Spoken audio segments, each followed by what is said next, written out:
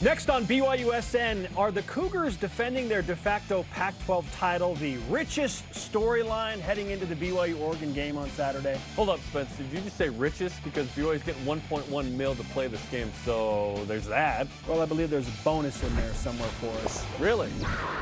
We'll have to talk about that after the show. Big 12 money pouring in already. In the meantime, welcome to BYU Sports Nation, everyone. Presented by the BYU Store, official outfitter of BYU fans everywhere. It is Wednesday, September 14th. Wherever and however you're connected, great to have you with us. I'm Spencer Linton. That, my friends, is Jarom Jordan. Hey, let's go. Welcome to the program. On today's show, Malik Moore joins the show. Number 12 weighs in on being ranked number 12. The newest Deep Blue featuring Ed Lamb and his autistic son Edward, who uses horseback riding to spend time together. Validation from Kirk Herbstreit and RG3. Max Tooley baptized somebody else, apparently. And Bronco Mendenhall's name surfaces for which big-time job? Whoa. But first, let's bend but not break on some BYU Sports Nation headlines. Nicely played. Here are, beginning with, rather, I should say, your 12th-ranked BYU Cougars getting ready for the Oregon Ducks in the rain currently. Now, it seems weird, but it's raining in Provo. It won't be raining in Eugene. They practiced in the rain because they think it might rain Saturday. Yeah, I looked at the forecast. Right now it just says calm, 64 degrees. We'll see what happens. Spencer, you're going to Oregon. It can always rain. It's true. The Ducks, a 4-point favorite, will welcome former Duck Kingsley Suamataia and the Cougars in about 72 hours. What's this week like for you already? A lot of emotions. I got a lot of good friends, cousins on the team, but you know, just gotta keep my cool and it's gonna be great. It's gonna be a good game. A lot of great athletes on both sides of the ball, but I got my brothers over here and they have my back. I got theirs, so it'll be a good game. He's got to keep his cool against Noah Sewell. A rhyme.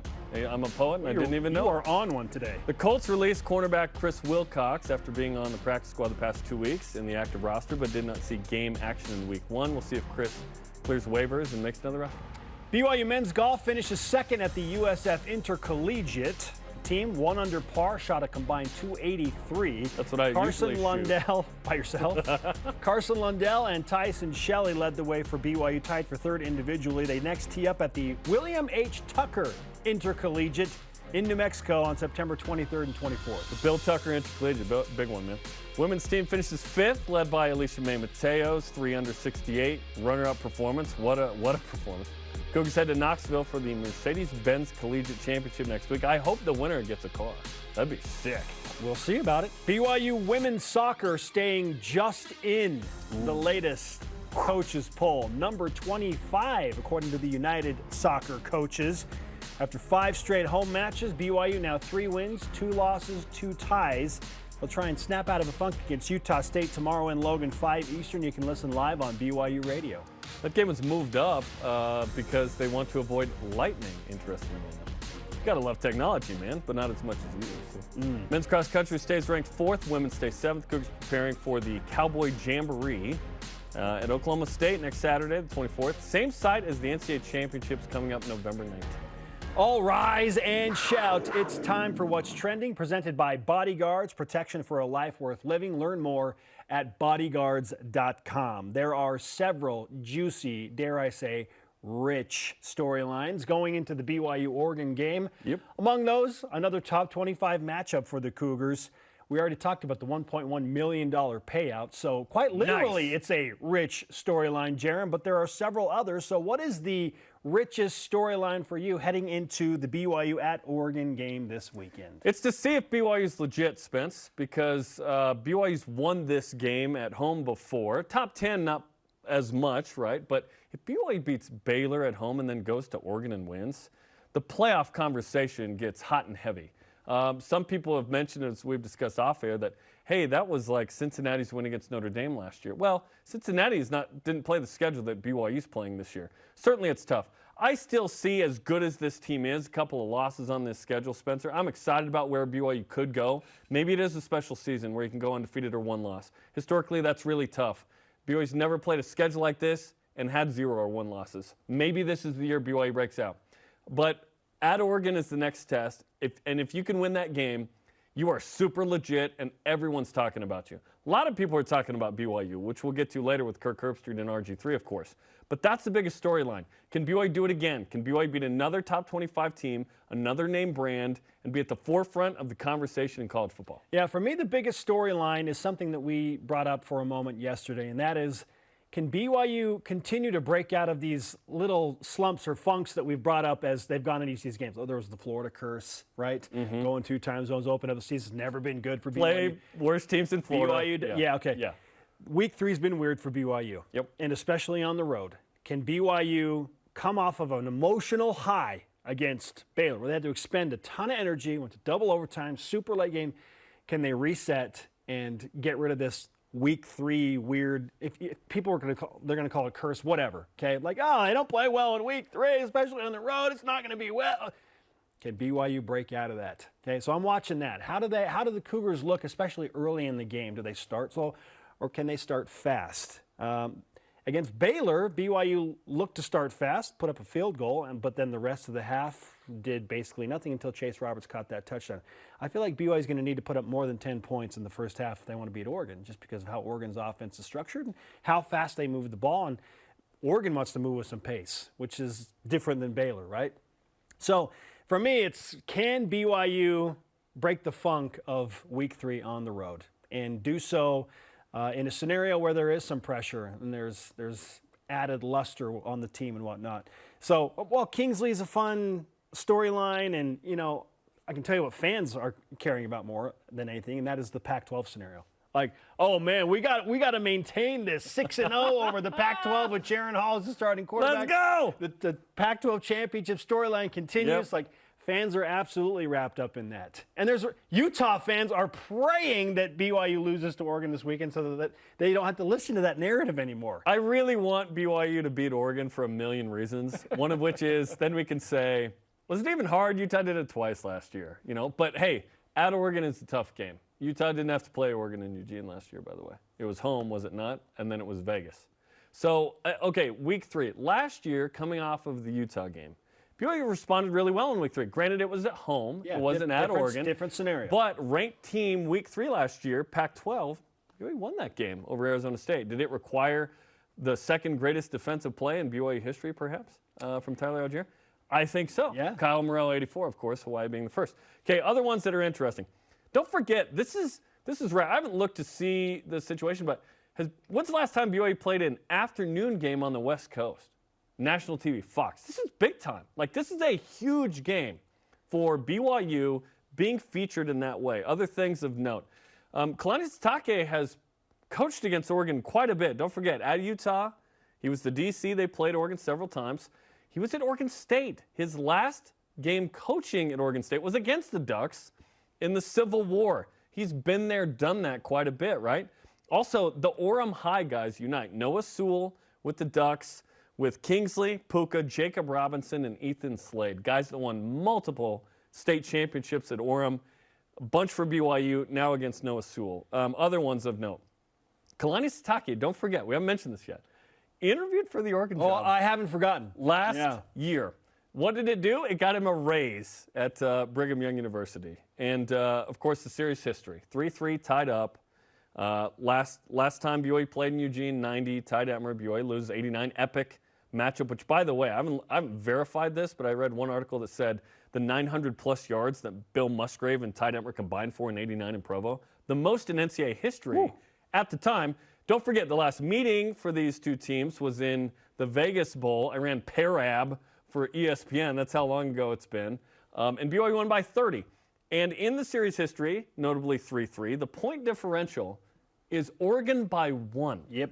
How about that? So this is way, last night I tweeted it out, I was like, this is way richer in storylines, pun intended, than I ever imagined BYU and Oregon could be. Obviously, Kingsley playing his old team. He said he's got cousins, brothers, but these are his brothers now in blue. And BYU's on a mission to go in there. And I wonder, Spence, if BYU can, like you said, start fast. And I expect the run game, and Christopher Brooks, who has played against Oregon. I watched Christopher Brooks play for Cal against Oregon in 2019. I just realized that will be BYU's quarterback in a couple years. Can they overcome the hostile crowd in Autzen, which, by the way, we're told there are 2,200 tickets available. Yep. Students don't start the semester until the 27th apparently in Eugene. So go buy tickets if you're close to Eugene. Anywhere near Port, please go buy tickets if you're close to Eugene. 503 is going to show up in this game. Watch, like you'll be there. The 503 BYU fan base will be there. It's going to be awesome. Maybe we've overlooked the biggest storyline, Jarom. And that is that BYU is an underdog.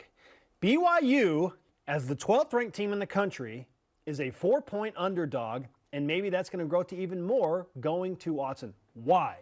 Why is BYU an underdog? Is home field for the Oregon Ducks worth that much?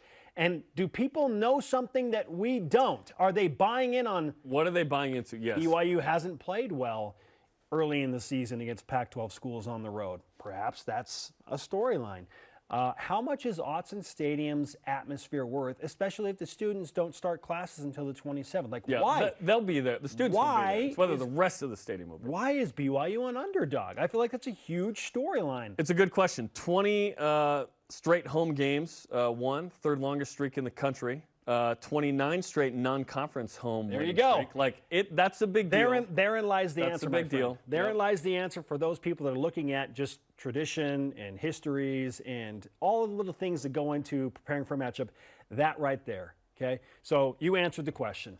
Straight up. That is why BYU is on Oregon at home is really tough to beat. 29 consecutive non-conference wins at Autzen Stadium. Now, remember last year, Oregon shot up the polls into the top 10 after they went to Columbus and won. So the Utah win over Oregon at the time was a big deal. And then later it's like, well, Oregon kind of faded at the end of the year. Oregon went to Stanford and lost. Like, Oregon's capable of losing this game. But so is BYU.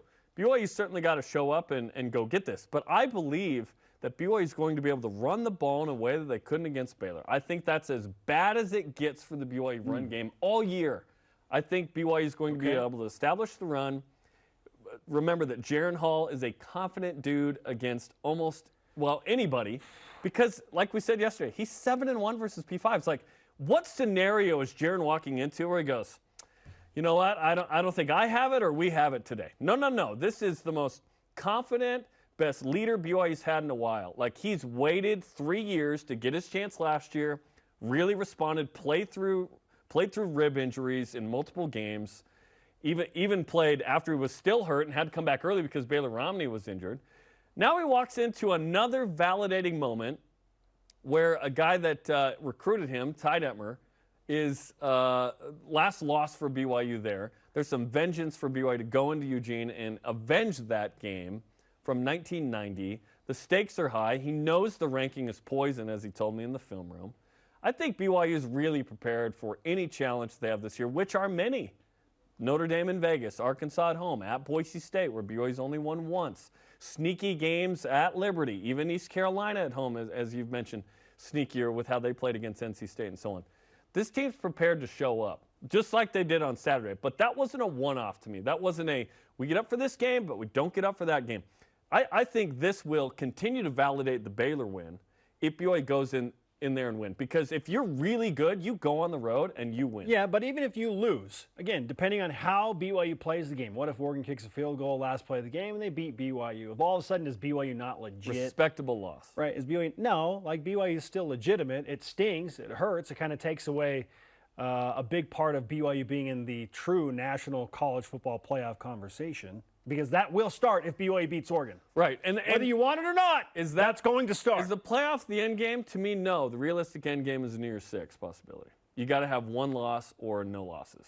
But I would take 10-2 in the regular season. I really would. That'd be incredible. Okay, Oregon home field. Historic Week 3 struggles on the road for BYU. Road game after an exhausting win.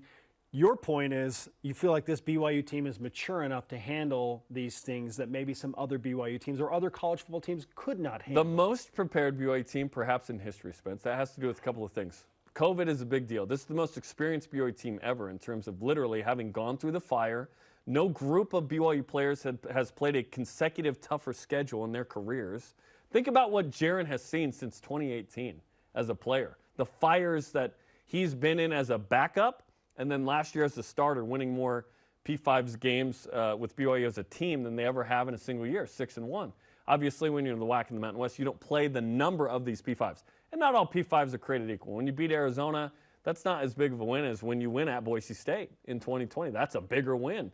And when you beat Utah State in 2012, they finished ranked 16th. Sure. That's a huge win against a team that's in the WAC at the time, I think, right? So this team's prepared to show up, compete, and pull off an upset. That feels weird to say as the number 12 team in the country, but Vegas says it is. Oh, here's the other thing that experts may not be aware of because they're banking on maybe Puka Nacua not playing. Guess what? If Puka Nacua is back and playing for BYU, you can wipe that 4-point underdog scenario right off the board. You feel he's worth 4 points? Absolutely. Wow. In the NFL, that'd be a huge number for a non-quarterback. Because of his decoy ability. Like, you want to talk about BYU being able to run the ball? The jet sweep. Throw Puka Nacua, exactly, on the jet sweep, or just throw him out there, double team him, and guess what? You have to account for him, and that opens up everything else. Including brother Chase Roberts. Yes. Yes, Puka Nacua's back in. You just make it even, like a coin flip game. Well, at that point, it's almost BYU +3 if home fields were 3. You know what I mean? Like, okay, if it's even, that means BYU's got the advantage. Whew. Our question of the day: what is the richest storyline going into the BYU game at Oregon? We want you to tell us in Voice of the Nation. First response, I should say, in from Trent Kimball on Instagram. I think Kingsley Suamata'ia's return is definitely a story, but the top 25 matchup trumps all. Agree. Should be a great game. Hopefully no overtime this time. I don't care how BYU wins, just that they win. Yeah. You know, go get it. Win by 1 in OT. Or win by 13 like Kansas in OT. That's like the weirdest OT score you could possibly have, is to win by 2 scores. That means you housed something. Strange things happen. Ben Peterson answers on Twitter. Yeah, the top 25 matchup. Yeah. This is still a good Oregon team, and a win is not guaranteed. I hope BYU gets Puka and Gunner back. I think that would be a huge help. Between us, it seems like, who knows on Gunner at this point. Well, based on what Fesi Sitake told me last week, they said it very much is a week-to-week scenario on both of those guys. We're hopeful that we feel confident that Puka will be back for Oregon. Questionable that Gunner will be available for Oregon. If he's not available for Oregon, then we're hopeful that Gunner is back by the Wyoming game, which is the 4th game. You don't need him for Wyoming or Utah State. Hopefully he's ready for Notre Dame. Let's go. Okay, watch BYU Football with Kalani Sitake on demand on BYUSN.com. That's the home of all shows and games now. And the BYU TV app is Kalani Sitake, Kingsley Suamataia in studio. New film room featuring Jaron Hall on his emotional embrace with Jake Holden. Up next, Malik Moore wears number 12 and is discussing with me what the number 12 ranking means to BYU football. I get the impression he's not taking that poison, Jared. No, it's poison, man. Malik For us, Moore, it's awesome. Up next on BYU Sports Nation. This portion of BYU Sports Nation is presented by Bodyguards. Protection for a life worth living. If you're looking to build your brand awareness and increase market share as BYU moves into the Big 12, this is the place, BYU Athletics. We can provide the tools you need to make sure your company is seen and heard. BYU Athletics is where you can align your products and services with loyal fans that cheer for our Cougars. And they can also help your business win. Learn more about what a partnership with BYU Athletics and your company will look like. After all, this is the place. Email sponsorship at byu.edu today. Introducing the Truck for Adventure. The all-new 2022 Nissan Frontier doesn't compromise on power or comfort. This midsize truck was redesigned to incorporate the latest technology and designs for safety, comfort, and convenience. Plus, with up to 6,700 pounds of towing capacity and best-in-class horsepower, it's rugged enough for adventure and still safe enough to transport all your favorite people. Where's your new Frontier? You'll find it at Tim Dowling Nissan Southtown and South Jordan.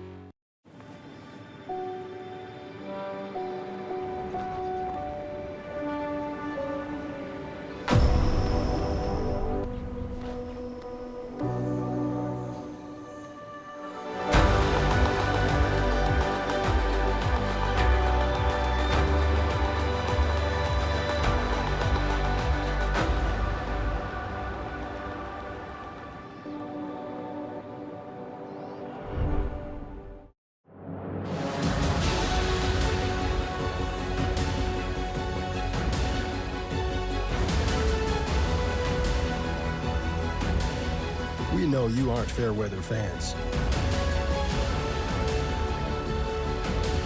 And neither are we. Watch on our free BYU TV app rain or shine.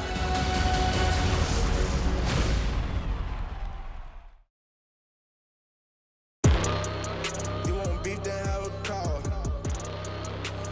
Looks like bling blow, ayy. Going up, going up, going up, going up, yeah. Going up, going up, going up, going up, yeah. Going up, going up, going up, going up, yeah. Going up, going up, going up, going up, yeah. We are live in Studio B. This is BYU Sports Nation. Your day-to-day BYU Sports play-by-play continues alongside Jarom Jordan. I am Spencer Linton. Jarom, to introduce our next guest, I should bring up the following point. Do you know who was absolutely involved the last time BYU won a road afternoon game in Pac-12 territory? Who? Malik Moore. He got his Wingstop deal against Washington State. Yes, he did. Afternoon Pac-12 road game. Malik. How about that? Malik Moore is the focus of our one-on-one BYU Sports Nation All Access interview here. He also discusses the number 12 ranking, and if he's buying into that, listen to the conversation. Malik, following that just epic, unforgettable double overtime win, which went early into Sunday morning, I'm sure it took you a while to wind down. So walk me through your sleep schedule over the last 24 plus hours. Man, it's like I haven't even been able to get a good night's. This is probably my first good night's rest of sleep.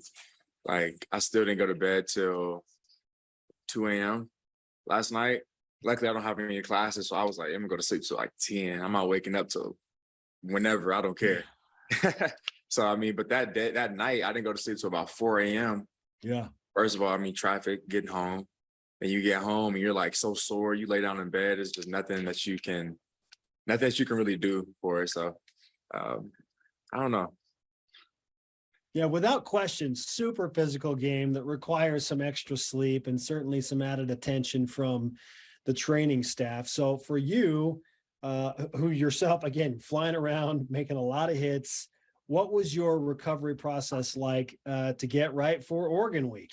Yeah, so I mean, there's treatment Sunday. So right after the game, you wake up in the morning, treatments around middle of the day, 1 o'clock, 2 o'clock. Go in there, get your hot tubbing in, get your stretching in, whatever it is that you need done that day, you go in there and do it Sunday. So that Monday, you're back, you're ready to go.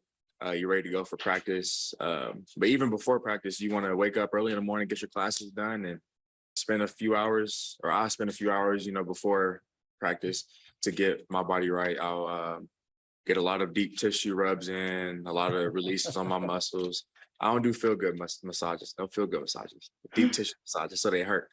But, that's always a routine, for me at least.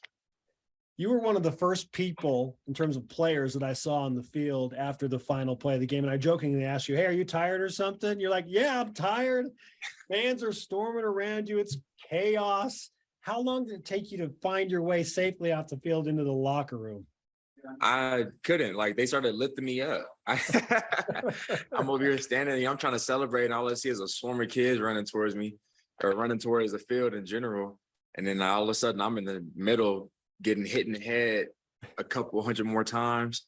I feel my feet coming off the ground. I'm like, oh, okay, I guess we're doing it. And I'm up in the crowd surfing. Then they put me back down. Now I'm just trying to make my way through. Luckily, I got the pads on, so everybody's, a little farther away. But it was definitely hard. And I'm like, everybody's storming the field. I'm thinking it's Utah game. Again, I'm going to go see my mom, my dad, and my sisters and stuff. But they started going back into the stand. So I'm like, all right, what am I going to have to do? So it took a good 30 minutes probably to get back to the locker room. And then even whenever I did get back to the locker room, half the team wasn't even in there. So I'm like, okay, well, let me go back outside, talk to my mom real quick. Then by then I was gone. Wild experience, but an unforgettable win for sure. Again, you were involved in that last play. You see that ball go up. Walk me through the defensive scheme and your perspective on that final play as Baylor was trying to score and extend this game. Mm-hmm. So in that play, it's just a matter of just playing smart. Like a lot of people in that situation, want to make the big play that's gonna, get them on TV, that's gonna get them the follow, whatever it is. Like they want to do a lot, do too much. But in that moment, it's like this is a team sport at the end of the day. You do your job. So in that moment, I'm looking at the quarterback. I'm not worried about the fans. I'm not worried about what's going to happen afterwards. I don't really care at that point, so I'm worried about where that quarterback's going to throw the ball to. Because if he throw it in the middle of the field and he catch it, that's going to be on me. I'm not finna look down. So it's like I'm about to do my job. And, I'm looking at the quarterback and I'm getting his first look, his second look, whatever it is, and just going to where the routes are going and being there to help. So many layers to that win for BYU. And I've been talking offline with a number of people around BYU broadcasting and BYU TV about what that type of win will mean for this BYU team, because things didn't just go smooth. And I mean, it was a rocky road to get to the ultimate victory finish. But you found a way to do that. And so in your opinion, how does that help you as a team pushing forward to win that type of game without some key players, with some injuries? It wasn't great. I mean, it was ugly at times. What does that do for a team? I think it just builds confidence, it goes to show, we can win these games with whoever is on the field, because we all have the same agenda on this team. We all want to win games. We all want to, we all want to help our families out. You know what I mean? So this is really every game is a business trip. Every game is, we're locked in. Everyone's paying attention. We're disciplined. And I think that game like that really shows how special this team is and how hungry this team is, to be honest. So that game is definitely a confidence booster for all of us. Undoubtedly, Jake, to his credit, has been so good making a lot of clutch field goals in his career. Wasn't his night, but you got to go out there and keep playing, because those kicks don't go in. So how are you handling that mentally to try and stay in the moment and not let the frustration of something you can't control get you down? Because it's super easy to fall into that mode. So what were you doing? What I did, actually, it was kind of funny because before the game even started, I looked up to find, my parents and my mom and stuff. And when that happened, a lot of the times you want to get in those modes. You know what I mean? You put the hammer on the nail. It's like you can only control what you can control. So what am I to get mad at, Jake for missing those kicks? Because that touchdown was dang near on me. I lost my eyes in the tight end score. So we all make mistakes in football, and kicking is not hard whatsoever. So I mean, I looked up at my mom and I saw her face, and I'm just like, yeah, this is what I'm doing it for. I'm praying to God, like, hey, let's get this dub. Let's do what we got to do. So that's my whole focus was just on staying focused and looking at those things that I'm doing it for and why, my why. So that's what pushed me to keep, going throughout that game. Now BYU football's 2-0. You're ranked number 12 in the country. I know you guys are trying not to pay attention to those things, but whether you like it or not, those things resonate with the fans and they resonate with college football. And that's why, we have shows to talk about it, including ours. But you got Oregon and you go up there and it's just like, man, we just got through Baylor. Now you got to turn around, you got to play another top 25 team, but this time on the road. So how do you make that transition mentally from the high of a win against Baylor to, okay, now it's all about Oregon? Yeah. That transition is for us, I think it's really easy because Kalani preaches that to us. Like we're not looking at the outside noises. We are focused on what we have going on. Like last year, we had all these NIL deals coming up and everything. And it was like, we're not worried about the Built Bar. We're not worried about this. We're worried about us in these games. So that transition was cool. We all celebrated that night. Or, during that game, everybody went home and we was all sleeping. Like we have group chats and everybody's like, all right, go to bed. Like, it's a fun game. Let's act like we've been here before. So let's get it going next week. And next week is just another business trip. It's on the road and now it's a day game. So our focus is going to be even more, lasered in this week than what it was before. We don't have time in the hotel to chill out and think about stuff. We fly out Friday, get there Saturday, and it's game time. So our focus this week is just keep it going. Like we got to keep it going. We can't stop and think, oh, we're number 12 in the country. That's enough. Nah, like we trying to get this national championship game. We trying to prove a lot of people wrong. So BYU football is really, really the real deal. You bring up a great point because it is a day game and it's on the road. How does your schedule shift to accommodate for preparing for a day game after playing such a late night the week previous? I think our schedule's. I'm not sure. Our schedule's pretty much going to be the same. We already practiced in the peak of the heat, so that's not going to be an issue. And we in Oregon, it's probably going to rain anyway. So we just worried about. I think it's going to rain here actually Tuesday and Thursday or Wednesday, isn't it? I don't know. I look at weather. Yeah, that rain's in the schedule. Hey, I don't know. We preparing for everything. So we already practiced in the peak of the heat, like I said, and our workout's going to still be the same. We're going to keep this discipline, keep the same schedule. Our discipline is going to get even more sharper. Our focus is going to get sharper. So it's not really weather expert and meteorologist Malik Moore is with us on BYU Sports Nation. Yes, sir. You call it for rain in Oregon? Hey, whatever. Coming live from BYU Sports Nation, baby. What do you know about Oregon at this point, Malik? I know it's early in the week, but what do you know about the Ducks and their offense and what they're going to try and do? Yeah, I believe they're going to they like to use the receivers a lot. Usually they run the ball, try to run the ball a lot, but I think that they'll probably do some of that and a lot more passing that Baylor didn't do. So I think we're going to have to be more cognizant on the pass game and still stay stout on the run game. So I think that's a big thing. And I don't know, I'm excited to see what jerseys they pull out, to be honest. Yeah. Okay. And that's always a thing. And you've got your own uniform combos. We learned today that you're in the all whites, but with royal trim and the royal helmets. How are you feeling about the uniform combination for BYU this week? It's cool. I like the royal helmet. It fit my head nice. Okay. That matters. Exactly. So I mean, I'm cool everywhere. As long as my helmet fits good and my shoulder pads is tight, I can hit somebody. That's all I care about. You know what I mean? Hey. So I like our uniforms. But I mean, Oregon, let me see some fresh stuff real quick. I'm gonna see something. that matters for sure. Malik, when you prepare for a team, like you said, you're expecting to be, obviously more pass heavy. Do you prefer that, playing the position that you do in the secondary? Of course. I'm trying to give me a pick. You know what I mean? But I got picks last year. This year, I'm just going with the flow. If a pick comes my way, it comes my way. I'm just going to do my job at the end of the day, and I'm going to stick to doing what I do best. So, this is definitely a DB's dream. Go against a team that likes to throw that ball, because you get the test. You get a test. You know what I mean? You get to test yourself to see where you're at. And then there's opportunities for big plays and a lot of turnovers, and that might be the key to this game. Is whoever can get more turnovers. So we'll see. Yeah, no question. 0 combined turnovers between you and Baylor, which is pretty wild with how physically you two teams play against each other. But it is such a dramatic turn of events.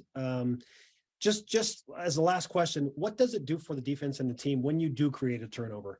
What is that like emotionally? Man, it's like the momentum just shifts completely. Everyone goes from here to here.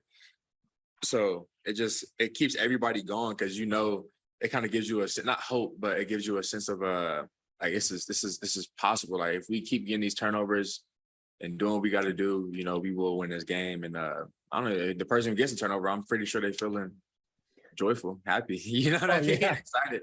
But for the other people, exactly. So, but for the people around them, it brings up a lot more motivation, and a lot more hype to the game, because now it's like, hey, this is a game now. It's exciting. Let's have fun, which is what Connie preaches: having fun, and turnovers are fun.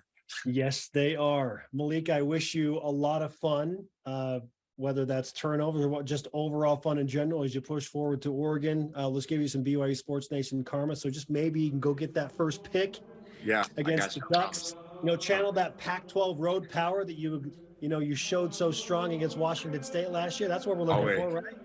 Oh yeah, for sure. We're gonna get one. We're gonna get one. If we don't get one, hey, it wasn't a God's plan, but hey, we're gonna get one for sure. We're gonna get one, man. I'm praying for it. Great stuff. Malik, congratulations on the big win over Baylor. Again, good luck against Oregon. We'll be talking to you soon. Thank you. BYU Sports Nation All Access with Malik Moore. He embodies the veteran leadership of so many BYU players. His personality is fantastic, and he played 74 of the 80 snaps, by the way, on defense, 58 of those at free safety. He was in the box 9 times, a secondary that didn't give up a pass play of 20-plus yards, so certainly a new challenge this week.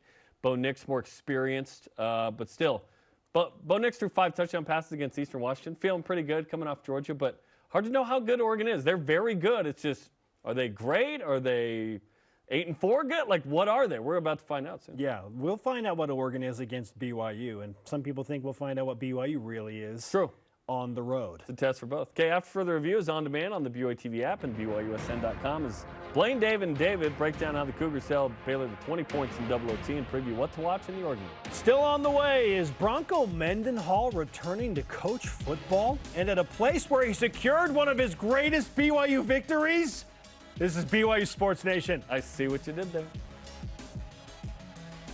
BYU Sports Nation is presented by the BYU Store, official outfitter of BYU fans everywhere. BYU Food2go's convenient location at 2191 North Canyon Road in Provo makes bringing popular BYU foods to your next event easy. Everything's ready when you need it at the drive and load pickup. You drive in and they load no matter the weather. And stop in the on-site creamery for great BYU chocolate milk and ice cream. BYU Food2go, bringing campus to your table. Call for details, 801-422-5001. Football in Utah is all about the rivalries. Red, woo, quarterback, wide out, rewards. Wait, what? My style, checking rewards. My style, right. For Mountain America's My Style Checking, it's all about the benefits. Loan discounts. But it's hard to pick a favorite. No, mobile phone protection. Telehealth. You're gonna need that when we're done. I heard that, let's go. Get the account rivaled by no one. My Style Checking from Mountain America.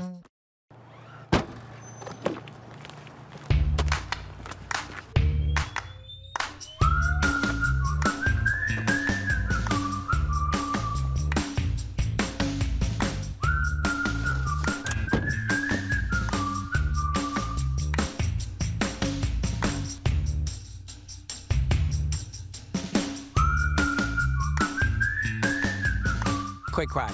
Wash all you want. Don't drive dirty. Before I was a coach at BYU, or before I was even a player, I was a BYU fan. That's why BYU football exists, is because of the fans. To have a bunch of fans that want to see you be aggressive, I think everybody can live through our 123 guys on the roster and the 11 that are on the field at a time. Really, it all starts and ends with the fans.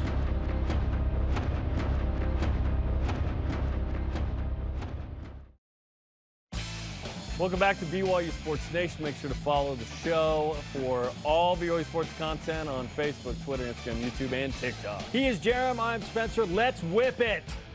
Cougar Whip Around is presented by Maersk, your e-commerce logistics shipping partner. Kirk Herbstreit named Kalani Sitake Spence as one of his top 5 coaches of the week. Chase Roberts, one of his top performers.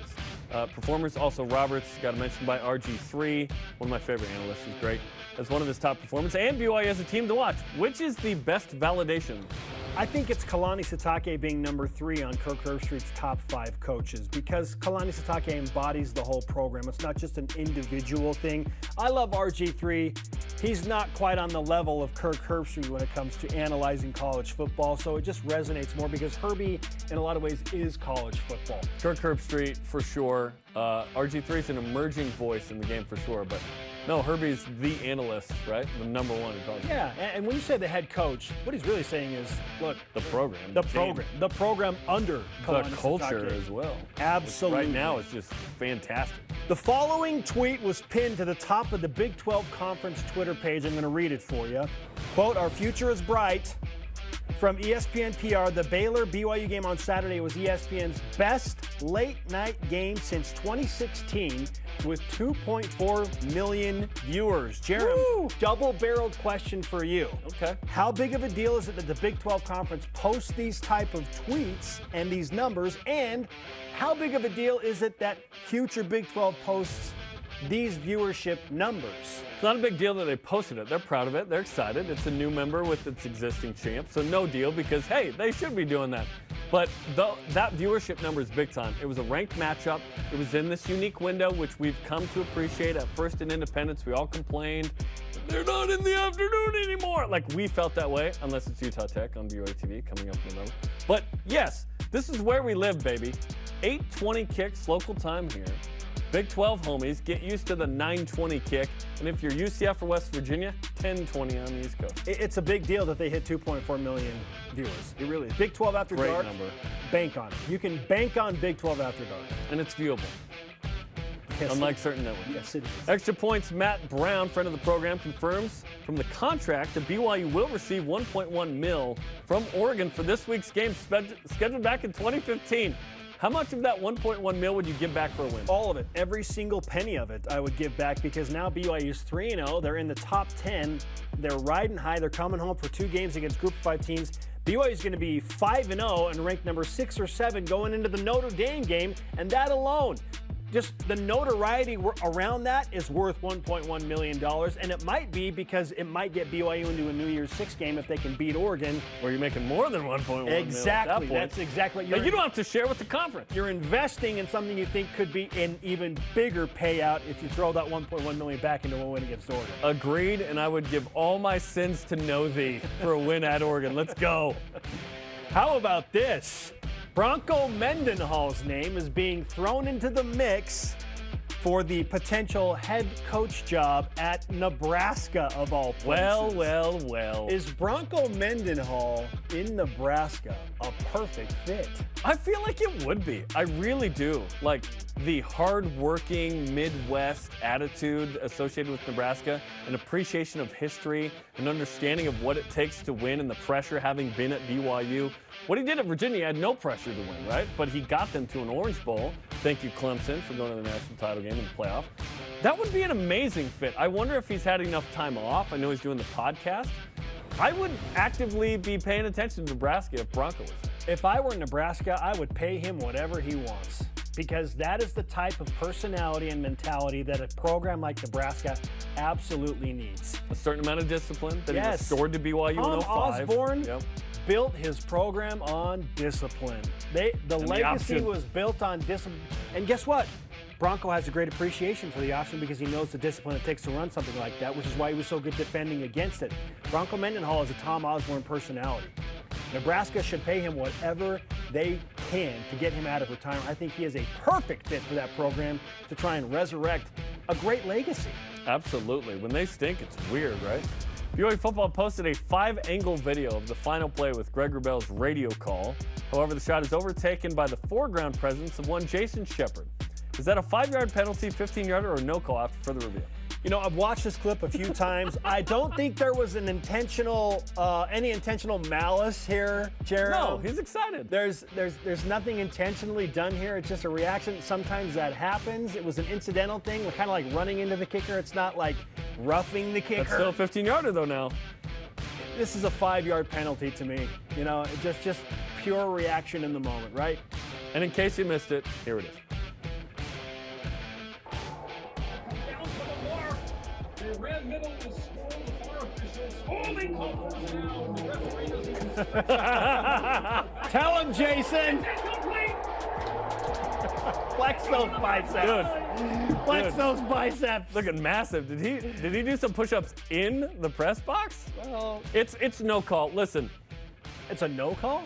It's No penalty. No call. He's good. He's good. Guess what? Sometimes people are like, wait, Homer's what? You're the radio call of the home team. It's fine to be Homerish. Yeah. I know people don't like being called that sometimes, but absolutely. You're not catering to both teams. You're catering to your team. Yeah.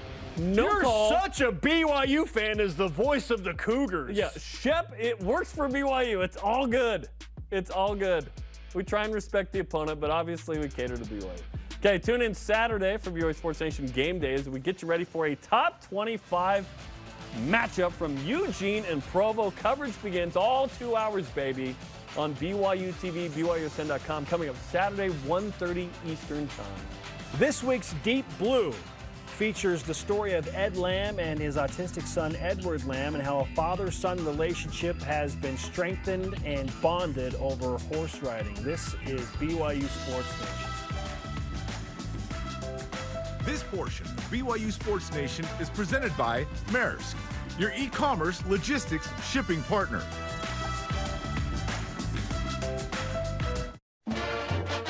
When BYU made such a difference in our lives, I think really helped mold us as to who we are. And so when we had that opportunity and came back to Boise and found out there was an active chapter, we thought, okay, that's something that I can really get behind and get involved in. We want to promote the BYU experience all over the region. We want people who leave BYU to still stay connected.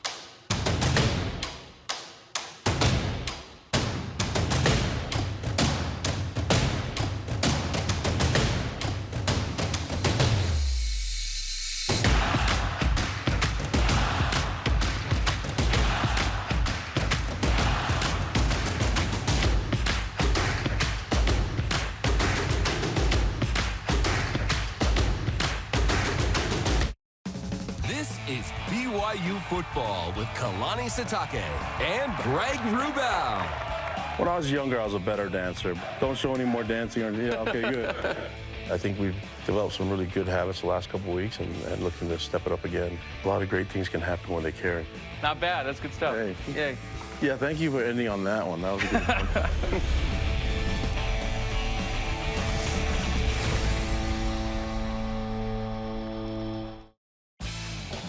Welcome back to BYU Sports Nation live in Studio B. And during the football season, it can understandably be very difficult for quality time when you're a coach. Now, for Associate Head Coach Ed Lamb and his autistic son Edward, horseback riding is an activity that bonds the two together in a way unlike any other activity can. This is Deep Blue. I can't separate the shape of our family, the definition of our family, from the way Edward has impacted all of our lives.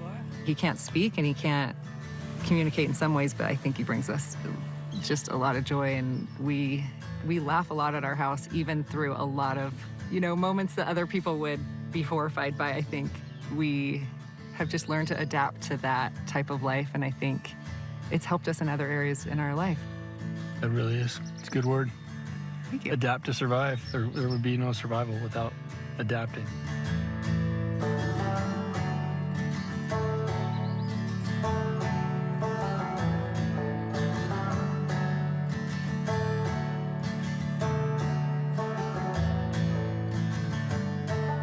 We tried to read all the books we could about autism and special needs children when we first got a glimpse of what Edward might be, and then find out that the books don't prepare you for your own special need. That's why they're special. Yeah. It's different. There's similarities, but there's no blueprint, at least not that I've found. One of the things I've been thinking about a lot the last few years is the labels that we put on players and the labels that we put on people. And Edward's got a label, special needs.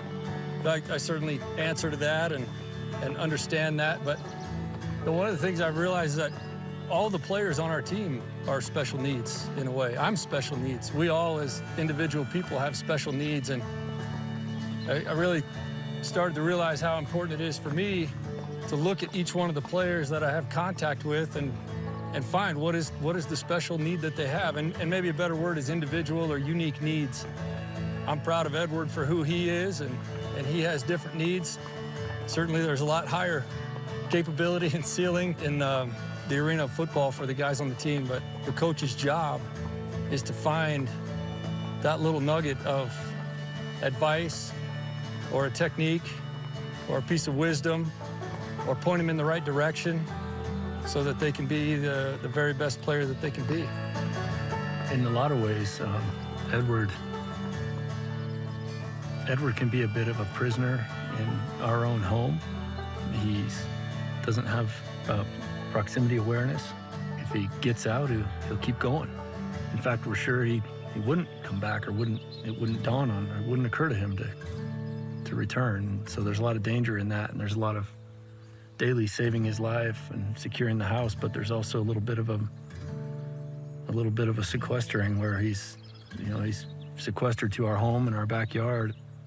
As dangerous as horseback riding can be, this is about the safest activity that we can do together outside of our home.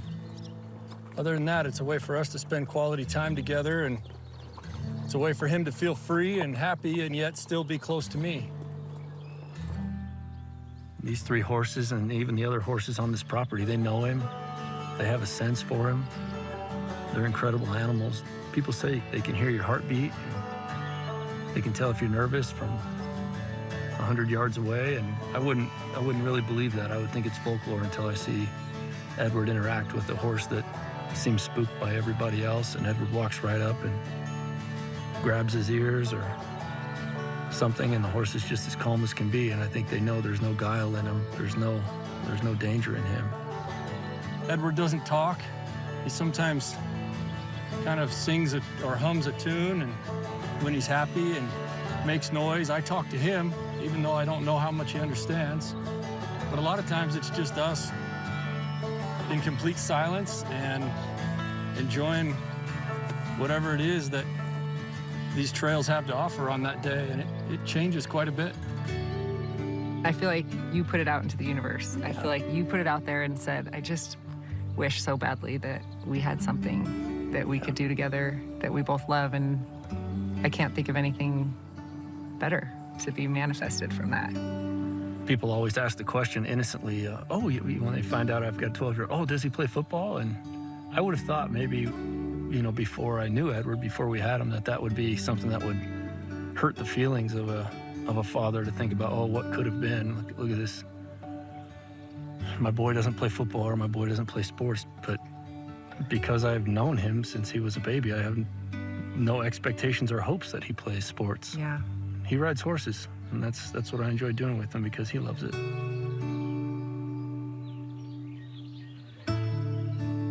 During the season is the most stressful time, where I feel like the job that I'm doing and how well I'm doing my job, or how well 19 to 22-year-olds are doing their job, is the most stressful for me. But it all, when I walk in the door at home, it all seems to disappear and take a back seat for however many hours I'm at home. That's the strength of the home for me, the strength of the family. Even the things that are hard at home that are going on, it's a welcome respite from the stress of the day. It feels like peace and quiet, but it's not always peaceful. It's not always quiet. Heavens no. But there is a peace in that. There is a peace in family chaos and lots of voices and activity and bantering and even arguing. I feel like you can look back and just be really grateful for those times when the house is full and everyone's together, enjoying each other's company and managing conflict. That's right. For me, it's kind of crazy to think that we're here raising this family that we couldn't have predicted. In the same place, I spent time that was such a developmental time in my life, trying to figure out who I was and what I wanted to be and where I wanted to be. I feel like there's been a lot of hard things that we've had to deal with, and we have a pretty consistent challenge with our son, but I am just super grateful for the opportunity to be here for as long as we have, and to be surrounded by the people that we're surrounded by. I just feel every day really lucky. BYU will just always be a part of us, I think, wherever we are. It's a big part of our lives and our family. Well said. You too.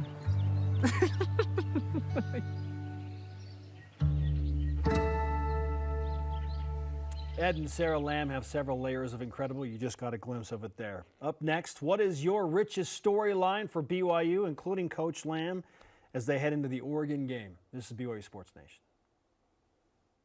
BYU Sports Nation is presented by the BYU Store, official outfitter of BYU fans everywhere. Tim Daly Ford in Spanish Fork offers a large inventory of Ford vehicles, including a selection of cars and trucks, providing a range of transportation choices. From the Ford Fusion sedan and the Edge crossover SUV to a range of pickups including the F-150. Each product line comes with options to enhance performance, comfort, and safety.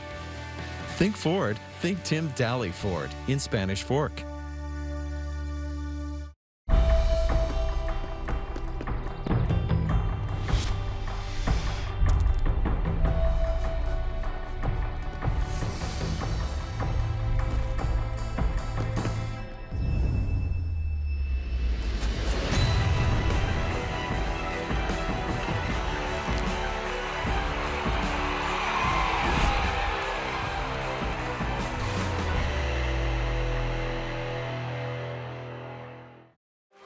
The fans that come to our games are incredible. They bring the energy every single game. It's incredible to look up into the Smithfield House and see thousands of people come out to support us. We've got great energy as a team, but we have even better energy because of our fans, and it's absolutely magical.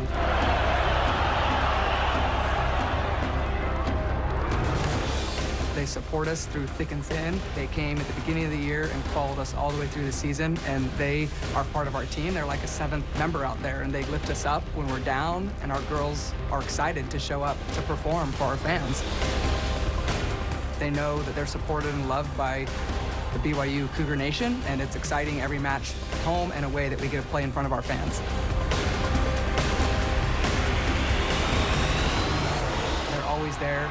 It's incredible the support we get from our fans.